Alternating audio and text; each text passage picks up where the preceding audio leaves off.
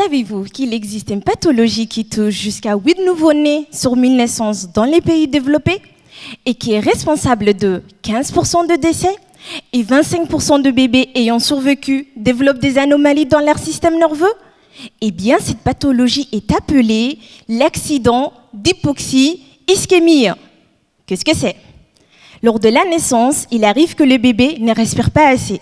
Son corps devient tout bleu et son petit cerveau est dépourvu de l'énergie parce qu'il a manqué d'oxygène, ce qu'on appelle hypoxie, et de sang, autrement dit ischémie. Quand et comment c'est arrivé, nous ignorons les causes. Ces bébés rentrent en réanimation. Son seul remède pour guérir est l'hypothermie, c'est-à-dire que nous diminuons sa température corporelle pour minimiser les dommages cérébraux causés par cet accident ischémique. Mais cela est insuffisant parce qu'il souffrira des symptômes neurologiques durant toute sa vie, tels qu'un retard mental et bien d'autres aussi. Que faire? Une idée? Une solution? Eh bien, mon travail de thèse consiste à mettre au point un traitement pharmacologique pour que plus jamais l'hypoxie ischémie n'endommage les cerveaux ou ne tue des bébés. Mais avant de continuer, êtes-vous déjà posé la question comment notre corps produit de l'énergie? Eh bien, voici la réponse. Quand nous mangeons, nos aliments sont digérés et découpés pour donner une petite molécule qu'on appelle le glucose, qui est un sucre. Ces glucoses passent dans le sang pour produire de l'énergie dans tout notre corps.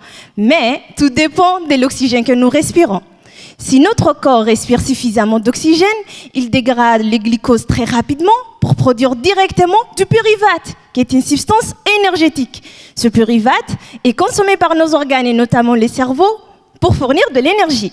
Alors que dans les cas contraires, si notre corps ne reçoit pas assez d'oxygène, eh bien dans ces cas-là, le glucose est lentement dégradé pour donner du lactate, qui est aussi une substance énergétique.